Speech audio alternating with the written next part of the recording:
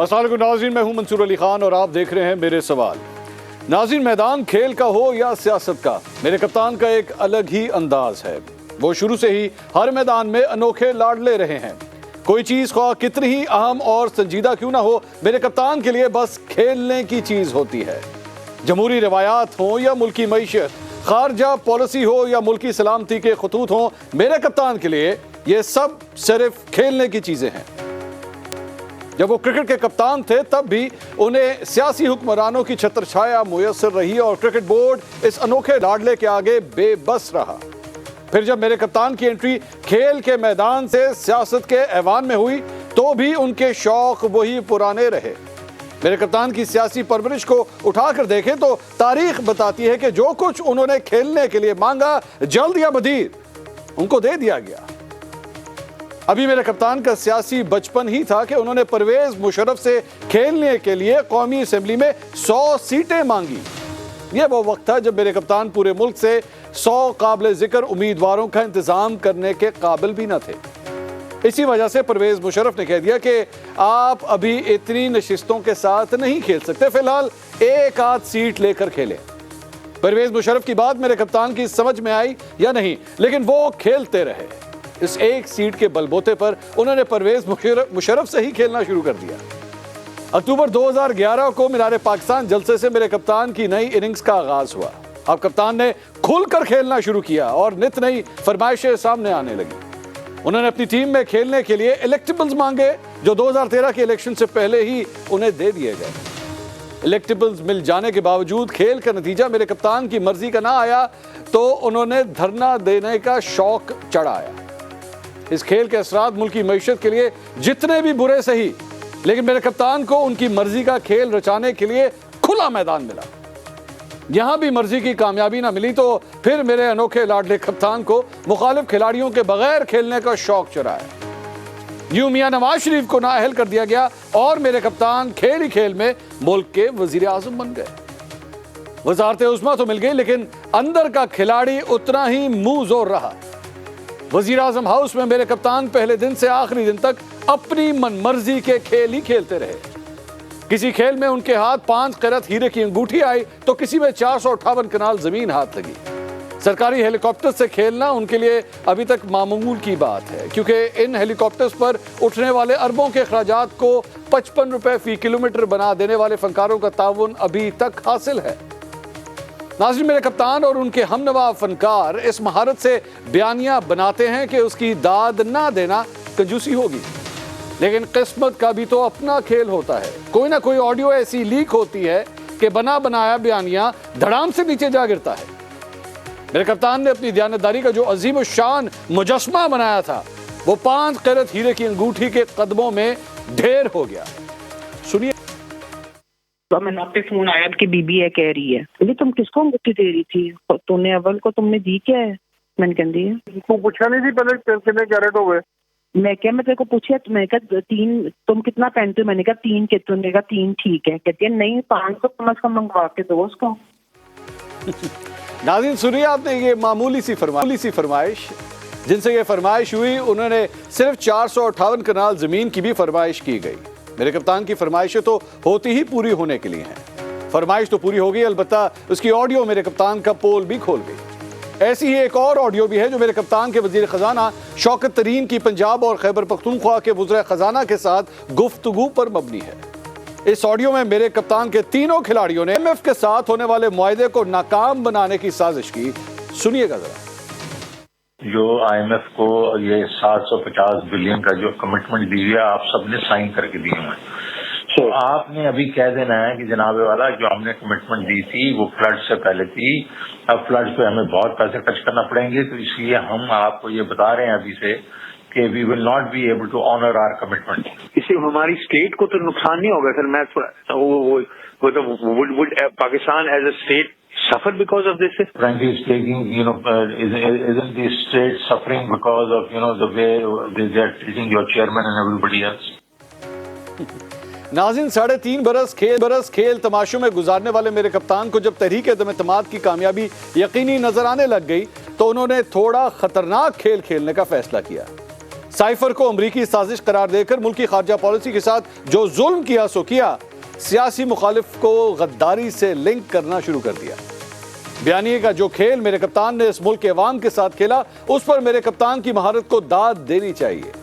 राई का पहाड़ बनाना तो सुना था, लेकिन मेरे कप्तान ने बगैर राई के पहाड़ बना दिया। किस्मत का उल्टा चक्कर चला तो सिर्फ 2 ऑडियो लीक्स ने बयानिए का सारा पहाड़ एक ही झटके में ज़मींदोज़ कर दिया। सुनिए मेरे कप्तान ने अपनी आजम खान को क्या कहा। अब हमने सिर्फ खेलना, नाम नहीं लेना अमरीका का, बस सिर्फ खेलना है इसके ऊपर कि ये डेट पहले से थी, आज नई जो चीज आएगी ना।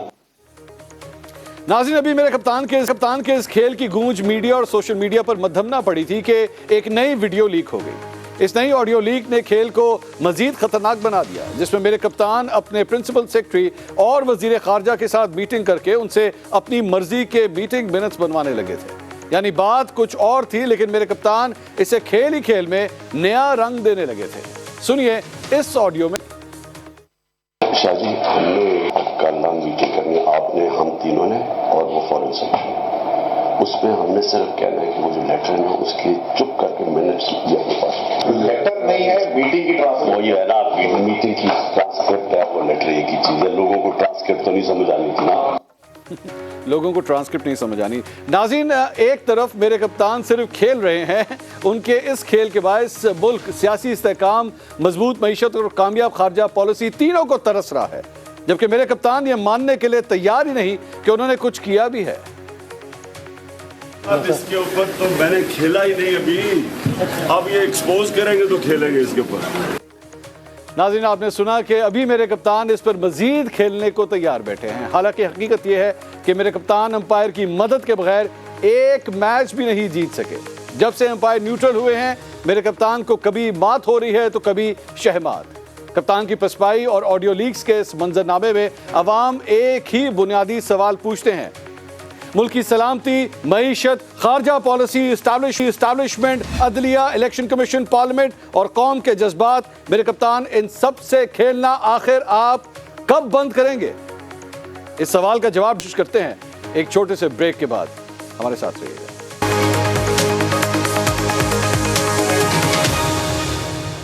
नाज़रीन, welcome back after the break. एक दूसरी ऑडियो लीक जो अब सामने आ चुकी है इमरान खान साहब के हवाले से, और वो उस साइफर की सारी तफसीलात जो है वो शेयर करती है। मैं आपको ये पहले ही बता दूं कि इस बात का खदशा जाहिर किया जा रहा है, मेरी चंद जो सोर्सेज से बात हुई है, क्योंकि इस ऑडियो के ऊपर जो रिलीज़ हुई है इसके ऊपर कहा जा रहा है ये पार्ट 2 है।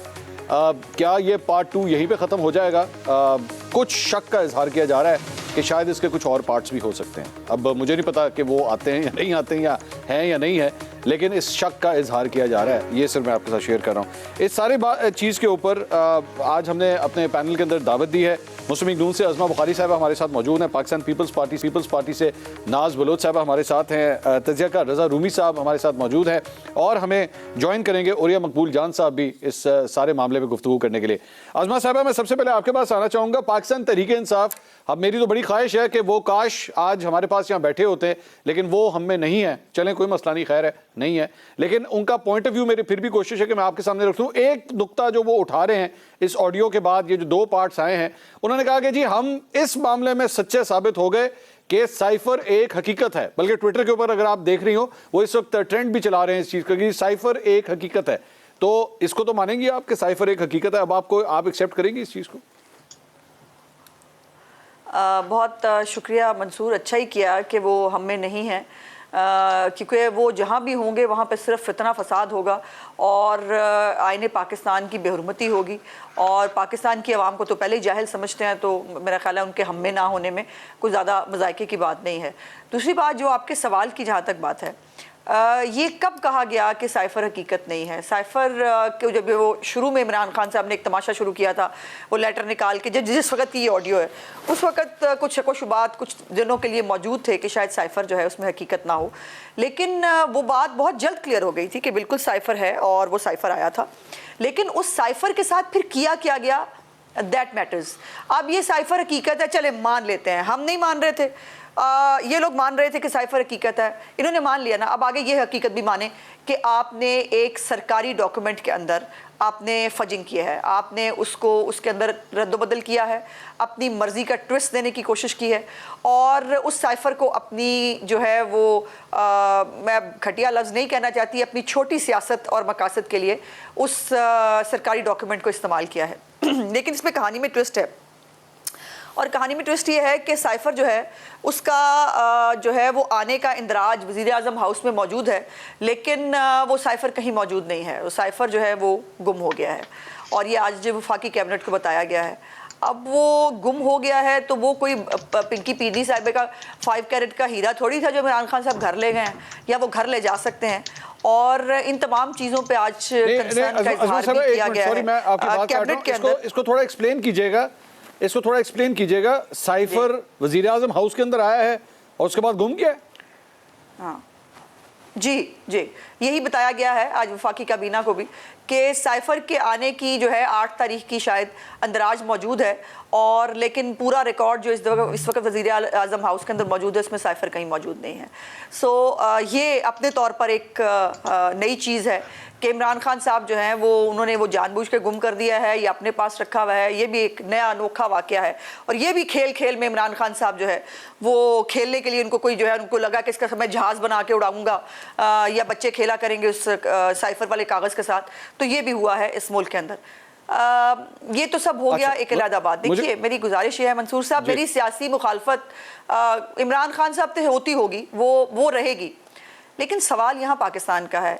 यहाँ इमरान खान साहब ने खेल खेल में पाकिस्तान की तबाही कर दी। इमरान खान साहब जो है वो खेल खेल में जो है वो एक सरकारी डॉक्यूमेंट को अपनी सियासत के लिए इस्तेमाल कर गए।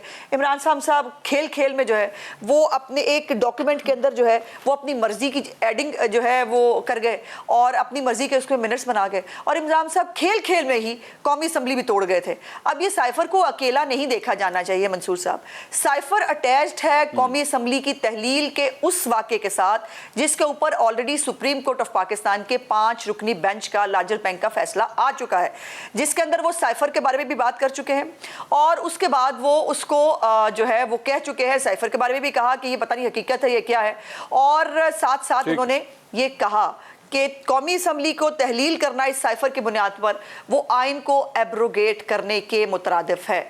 और मुझसे ज़्यादा आपको पता होना चाहिए कि आइन की एब्रोगेशन जो है वो आर्टिकल 6 के अंदर डिस्कस हुई है, और उसके अंदर बड़ा क्लियरली, अगर आप आगे जाके, मैं समझती हूँ कि अगले मौके पर मैं ज़रूर आर्टिकल 6 आपके सामने पढ़ना चाहूँगी ताकि आम आदमी और उस पाकिस्तानी को भी पता चले कि आर्टिकल 6 जो है उसका मतलब क्या है, वो क्यों रखा गया कॉन्स्टिट्यूशन के अंदर। तो ये तमाम जो कहानी है खाली एक साइफर एक कागज़ नहीं है। जी बिल्कुल, मुझे इजाज़त दीजिएगा ज़रा। ये रज़ा रूमी साहब, ये जो कुछ भी ये सामने आ रहा है इसमें पाकिस्तान तहरीक इंसाफ एक डिमांड कर रही है, और वो ये है, और मेरे ख्याल में इसमें तो मरियम नवाज साहिबा ने भी एक्चुअली ये डिमांड की है कि जनाब इसकी तहकीकात होनी चाहिए, लोगों को पता लगना चाहिए साइफर में क्या था, आखिर हुआ क्या है। अगर ये ऑडियोज आ भी रही हैं यहाँ पे ख़त्म नहीं हो जानी चाहिए।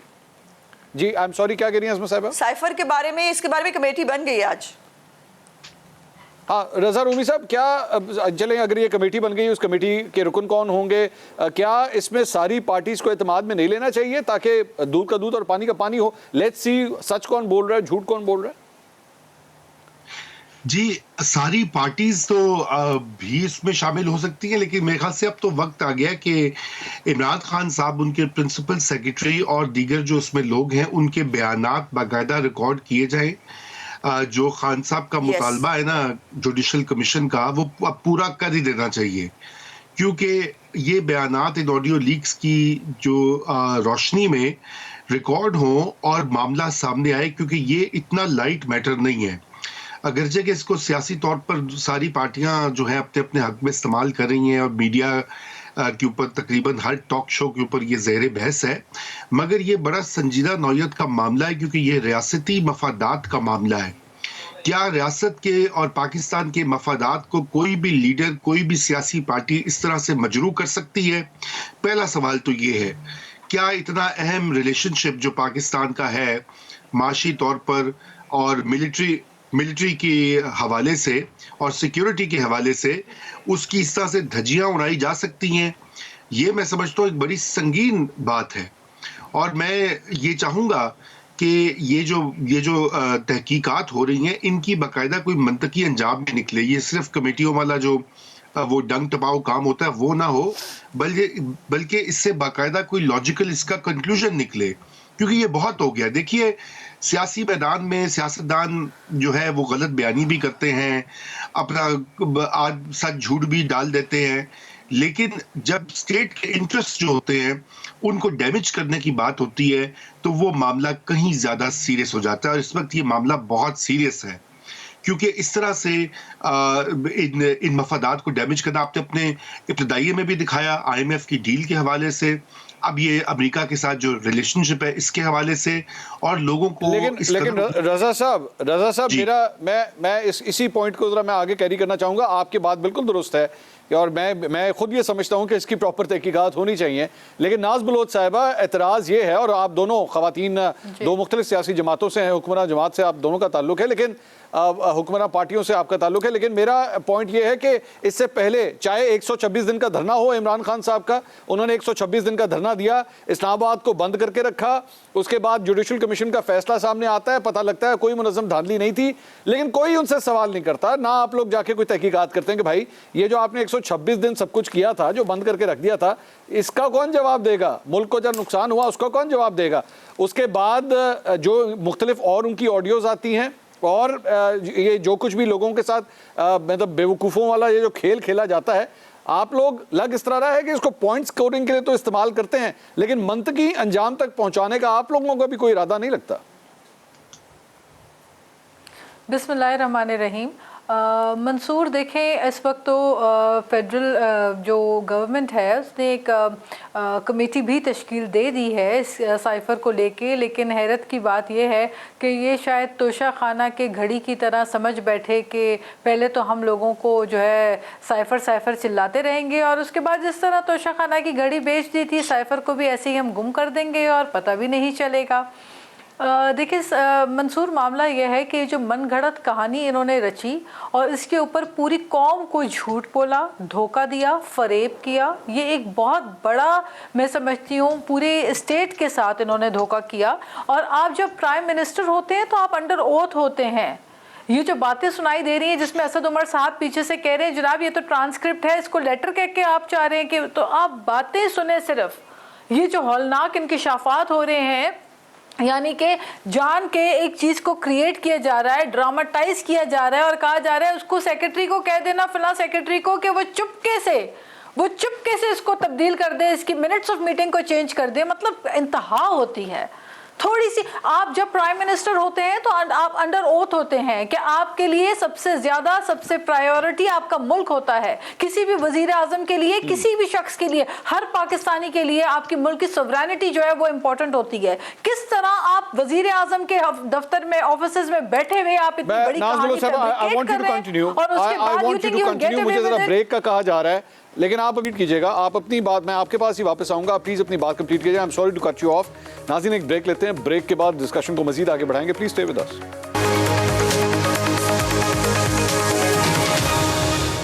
नाज़रीन, welcome back after the break. Break से पहले नाज बलोच साहिबा गुफ्तगू कर रही थी। सवाल मैंने उनसे किया था कि वाक़यात इस तरह के बहुत हैं, ऑडियो लीक्स आ रही हैं, मौजूदा हुकूमत के हवाले से भी ऑडियो लीक्स आ रही हैं, लेकिन सब इसको अपनी अपनी पॉइंट स्कोरिंग के लिए इस्तेमाल तो जरूर कर रहे हैं, लेकिन सही मानों में जड़ तक जाने के लिए शायद कोई भी तैयार नहीं है।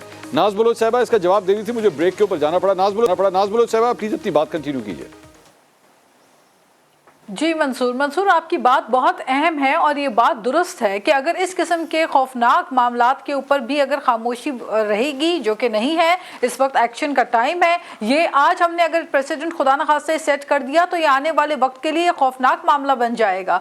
रियासत के साथ कोई नहीं खेल सकता, रियासत के साथ कोई फरेब नहीं कर सकता, ये हक किसी को नहीं मिलता। और आईन पाकिस्तान की खिलाफ वर्जी की गई है मंसूर, ये ऑफिशियल सीक्रेट एक्ट की खिलाफ वर्जी की गई है। साइफर के नाम पे एक लेटर तोड़ मड़ोड़ के उसको अपनी मर्जी के मुताबिक उसको ड्राफ्ट करवा के लोगों को लहरा लहरा के जलसों में बेवकूफ़ बनाया गया है। और ना सिर्फ लोगों को बेवकूफ़ बनाया गया, हमारी फॉरेन पॉलिसी को दांव पे लगाया गया, हमारी इकोनॉमिक पॉलिसी को दांव पे लगाया गया।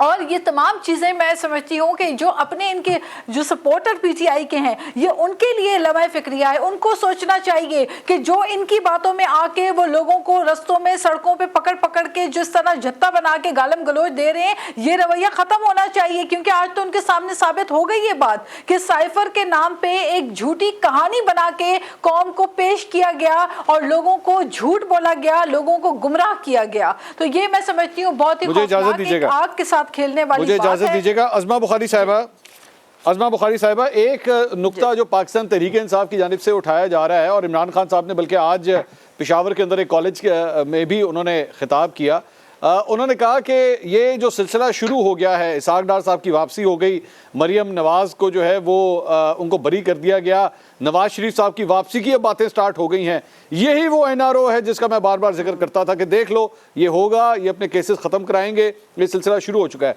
अज़मा बुखारी साहिबा, इसके हवाले से क्या जवाब दे सकती हैं आप?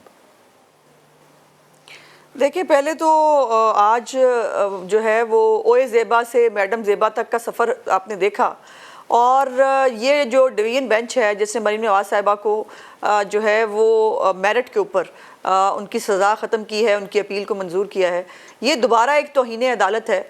और वो एनआरओ क्या हमें अदालत दे रही है, और अभी इमरान खान साहब जो है फिर वो जो है वो मासूम बन जाते हैं कि उनका ये मतलब नहीं था, उनका वो मतलब नहीं था, उनका जो भी मतलब हो। हमारा मतलब बड़ा सिंपल है, जो मैंने बात पहले की थी कि जो इस साइफर के हवाले से उन्होंने कोई बात की, उन्होंने कोई जवाब देने की कोशिश की नहीं, क्योंकि वो जवाब दे नहीं है किसी को, वो समझते हैं कि वो किसी को जवाब नहीं दे सकते। रज़ा रूमी साहब ने जो बात की मैं बिल्कुल उससे एग्री करती हूँ कि इसके ऊपर एक्शन का वक्त है, अब एक्शन होगा। ये अब आप लिख लीजिए कि हमने अपने पे सह लिया, हमने चोर डाकू का एक झूठा नैरेटिव भुगत लिया, हमने इस मुल्क के साथ तमाशा जो है वो जो ये कर रहे थे, एक्शन लिया उसके ऊपर 5 कैरेट हीरे की अंगूठी पे क्या एक्शन हुआ?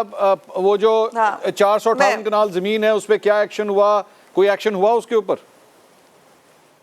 जी मैं गुजारिश करती हूँ, देखिए उन तमाम चीज़ों पे ना ये कोई ना कोई सियासी वो शहीद बन सकते थे, वो देखें मजलूमियत, वो फलाना, ये देखें ना आखिर अगले ने इतनी बड़ी जो एक साइफर की जो वो पूरी हैत बदल के उसने अपने लिए इस्तेमाल कर ली, तो वो आदमी क्या क्या नहीं कर सकता। हमने सब कुछ देखिए, वो सब कुछ उसके ऊपर क्या उस पर भी होना चाहिए था। लेकिन अब यहाँ पाकिस्तान की बात है, इमरान खान ने वो हलफ जो उसने एज वजीर आज़म पाकिस्तान उठाया था, जिसके अंदर उसने अल्लाह ताला को कोई कसम दी थी कि वो अपने जो आने वाले जो उसकी मालूमात में चीज़ें आएंगी वो किसी के साथ शेयर नहीं करेगा, वो अपने मुफाद के लिए कोई काम नहीं करेगा, और वो उसको जो है पाकिस्तान को जो सबसे सामने रखेगा। उसने उसकी खिलाफ वर्जी की, ऑफिशियल सीक्रेट एक्ट की खिलाफ वर्जी की कि एक लेटर जो उसको मिला था उसके अंदर उसने अपनी मर्जी की तरमीम की। तो ये बातें इतनी सिंपल नहीं है। दूसरी, मैं एक बात से सिर्फ जो है वो क्लैरिफाई करना चाहती हूँ कि किसी तहकीकात की जो आप कह रहे थे होनी चाहिए, किसी तहकीकात की अब जरूरत नहीं है कि इमरान खान अपने मुंह से इतराफ़े जुर्म कर रहा है। मंसूर, ये बात समझने की कोशिश कीजिए। अब तहकीकात ये होनी है कि इस ऑडियो में जो इतराफ़ जुर्म इमरान खान ने किया है वो किस कानून के तहत ट्राई होना चाहिए, उसके अंदर पाकिस्तान के कवानीन में क्या सजाएं लिखी गई हैं। जैसे मैंने आर्टिकल 6 का आपको हवाला दिया, मैं कभी भी आर्टिकल 6 की हामी नहीं रही, लेकिन यहाँ बात मेरे मुल्क की है, यहाँ बात पाकिस्तान की है। क्या एक खिलाड़ी को पहले आपने इस मुल्क को तजर्बागाह बना दिया, एक खिलाड़ी को हमारे सिर पर मुसल्लत किया गया, उसने इतना खेला, और अब तो मैं ये कहने पर मजबूर हूँ कि मुझे तो अब इसके किए हुए तमाम इक़दामात पे, तमाम चीज़ों पे शक है, वो तमाम चीज़ें मशकूक हो गई हैं। क्योंकि अगर ये आदमी इस साइफर के साथ ये कर सकता है, पता नहीं कितनी कितनी 2 नंबरी और क्या क्या किया था इसने वज़ीर आज़म हाउस में बैठ के, ये पता नहीं किस किस तरह पाकिस्तान के मफादात को नुकसान पहुंचाता रहा। आखिर पाकिस्तान सिफारती तौर पर अकेला वैसे तो नहीं हो गया, आखिर पाकिस्तान के साथ कोई मुल्क बैठने को, कोई फोन करने को, कोई सुनने को तैयार नहीं था। ये ऐसे ही नहीं हो गया, ये इमरान खान की मेहरबानियां थी जो इस मुल्क को यहां लेके आई। सो मैं समझती हूं कि आर्टिकल 5 जो लॉयल्टी की बात करता है विद द स्टेट, आर्टिकल 5 कहता है कि आपको लॉयल्टी अपने मुल्क के साथ रखनी है हर वक्त, इसने उस लॉयल्टी को भी मशकूक किया है। और फिर आर्टिकल 6 जिसके अंदर खुद सुप्रीम कोर्ट के फैसले के मुताबिक आइन को जो है वो सबवर्ट किया गया, एब्रोगेट किया गया, और इन तमाम को आर्टिकल 6 में ही ट्राई होना चाहिए। ये सिर्फ इस बात का फैसला अब कमेटी करेगी, लेकिन इसके ऊपर एक्शन होना है। ये आप समझ लीजिए कि ये तहरीर लिखी जा चुकी है दीवार के ऊपर।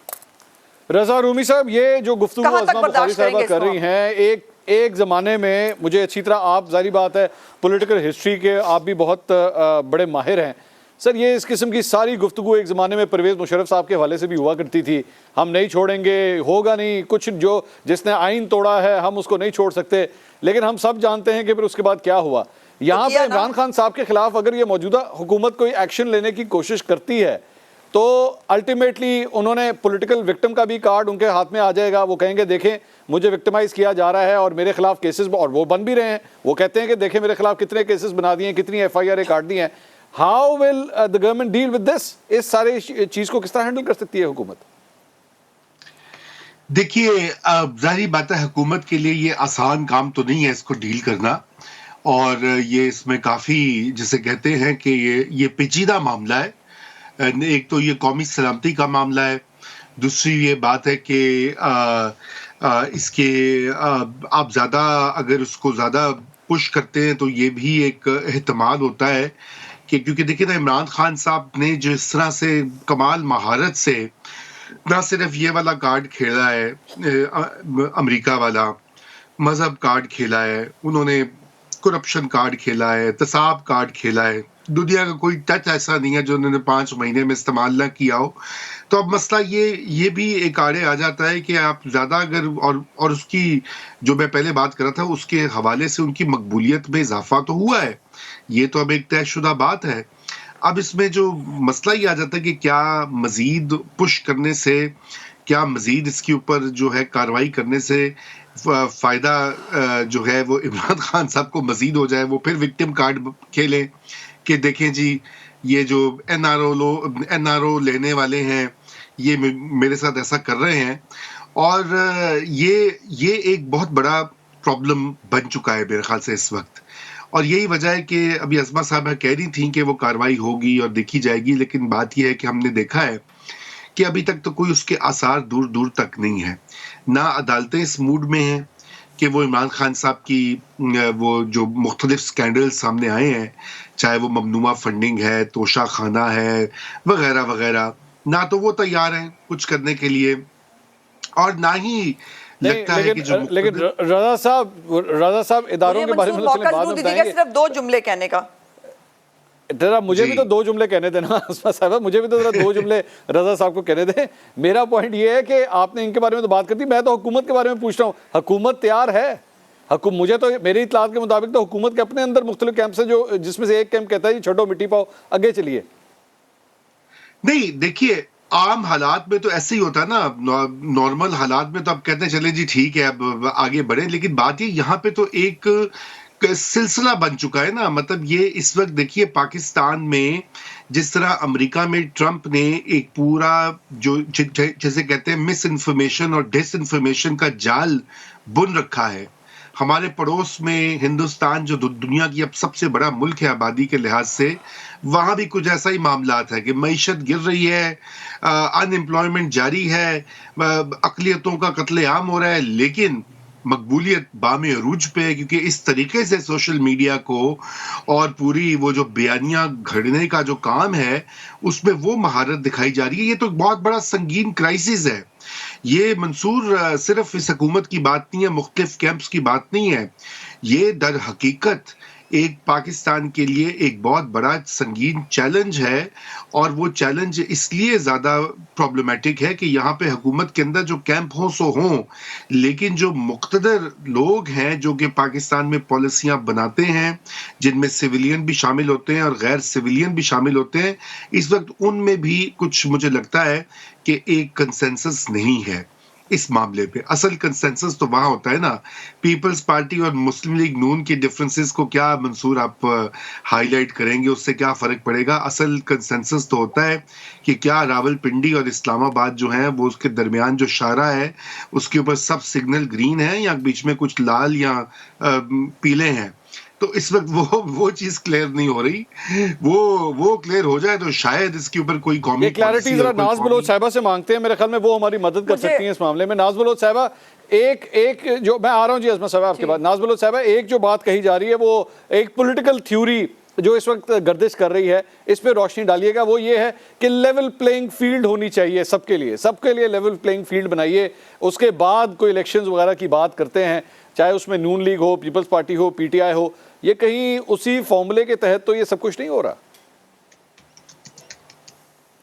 देखिए मंसूर, लेवल प्लेइंग फील्ड का मतलब तो ये होता है कि सबके लिए जो है फेयर एक माहौल क्रिएट किया जाए ताकि हर कोई पॉलिटिकल पार्टी जो है वो अपने लोगों तक अपनी बात पहुंचा सके और फेयर तरीके से इलेक्शंस की तरफ आगे बढ़ सकें। लेकिन ये जो मामला है ये कुछ और मामला है।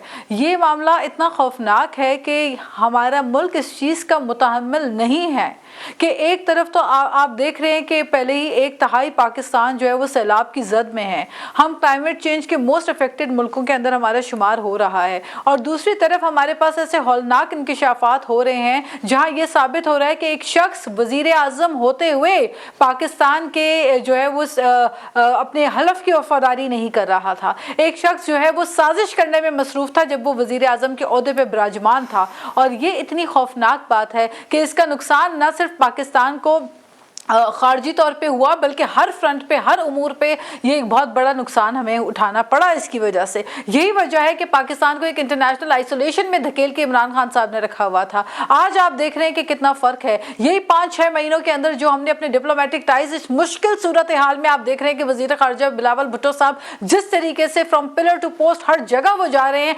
पाकिस्तान की बेहतर मुस्तकबिल के लिए, पाकिस्तान के अच्छे डिप्लोमेटिक टाइज दुनिया भर के साथ बनाने के लिए, तो वो चीज़ें एविडेंट है कि आपकी प्रायोरिटीज क्या हैं। लेकिन मंसूर, मैं आपको एक बात बताना चाहती हूँ, जिस दिन ये खत लहराया गया पार्लियामेंट में, मैं पार्लियामेंट में मौजूद थी। उस दिन जब अदम एतमाद की बात आई, ये बात राइटिंग ऑन द वॉल थी कि पीटीआई के पास नंबर गेम नहीं है। उनके लोग उनसे तंग आके मुनहरिफ होके उनसे उकता चुके थे, उनके इत्तेहादी उनसे नाराज थे। ये बात वाज़े तौर पे जो है एस्टेब्लिश थी। जब इन्होंने अपनी हार और शिकस्त देखी तो उसके बाद एक ड्रामाई अंदाज में जिस तरह खत लहराया गया, मुझे तो अफसोस और दुख है कि जो पीटीआई के सपोर्टर्स वो चीजें उनकी शायद मंजर, उन्होंने वो नज़ारे नहीं देखे जो हमने देखे हैं। वो जो ड्रामा किया गया पार्लियामेंट के अंदर, एक झूठा खत लहरा के इस लोगों को धोखा देकर, झूठ बोलकर जिस तरह से इन्होंने एस्केप अख्तियार की, और फिर उसके बाद जो है अदालती फैसलों के नतीजे में आज ये पार्लियामेंट दोबारा हम अपना काम कर रहे हैं।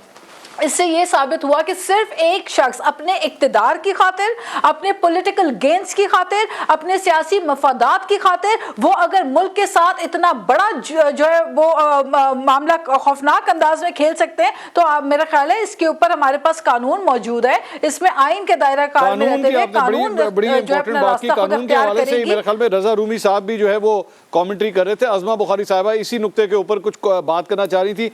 आप अज़मा बुखारी साहिबा उस पर कमेंट कीजिए, फिर मैं आपसे सवाल करता हूं। पहले आप आपने वो जो 2 बातें करनी थी ना, वो पहले आप करने। जी देखिए, पहली तो बात यह है कि मुझे नहीं समझ में आ रहा कि हम इसको तोशाखाना या जो है फॉरेन फंडिंग या वो मामला कैसे समझ रहे हैं। ये मामला सियासत का नहीं है, ये मामला रियासत का है, ये मामला पाकिस्तान का है, पाकिस्तान की सॉवरेनिटी का है, पाकिस्तान के आइन का है। और जो है उनकी पॉपुलैरिटी जितनी मर्जी हो, ले क्या जजेस जो हैं उनकी बात की, क्या जजेस ने आइन के तहफ़्फ़ुज़ की कसम नहीं खाई? वो कैसे एक आइन शिकन को जो है जिसने मुल्क के साथ इतना बड़ा खेल खेला उसको कोई फेवरेट बना सकते हैं? नहीं बना सकते। या जो बाकी मुहिब्बल पाकिस्तानी हैं, मैं कल्ट फॉलोइंग की बात नहीं कर रही, जो वाकई जहन और शऊर रखते हैं, जिनको पाकिस्तान जो है वो सबसे ऊपर लगता है, उसके बाद किसी सियासतदान का नाम आता है, उसके लिए भी जो है ये आज सवालिया निशान है कि क्या उसको ये तमाम हरकतें जो इमरान खान ने की, मुझे बताइए अब वो आज तहरीके हकीकी आज़ादी फिर कहाँ हैं? वो जो हम गुलाम नहीं थे, जिनके हम गुलाम नहीं थे, इनका तुम नाम नहीं लेना चाहते। जिनके हम गुलाम नहीं थे उनके साथ तुम छुप छुप के मुलाकातें करते हो, उनको खाने खिलाते हो, उनसे माफिया मांगते हो, उनके लिए लॉबिंग फर्म जो है वो हायर करते हो, और पाकिस्तान की कौम को तुमने जो है वो लड़ने के लिए लगाया हुआ था अमेरिका के खिलाफ कि आप उन्हें गालियां भी निकालें, आप उनका जो है वो उनकी ऐसी की तैसी करें। तो ये मामला आम मामला नहीं है, सियासी मामला नहीं है, रियासती मामला है। एक सवाल आपके लिए आया है, आपके लिए खास तौर पे आपके लिए आया, जरा उस सवाल का जवाब दे दीजिएगा। वो ये है कि मरियम नवाज साहिबा जो है वो नहीं एक ट्रांसक्रिप्ट आया, चले इस तरह कह ले। वो ये है कि मरियम नवाज साहिबा जो है वो बरी हो गई हैं, तो ये बताइए कि आप उनको असेंबलियों के अंदर लाने का इरादा रखते हैं, सेनेट के अंदर या कौमी असेंबली के अंदर जनरल इलेक्शन से पहले?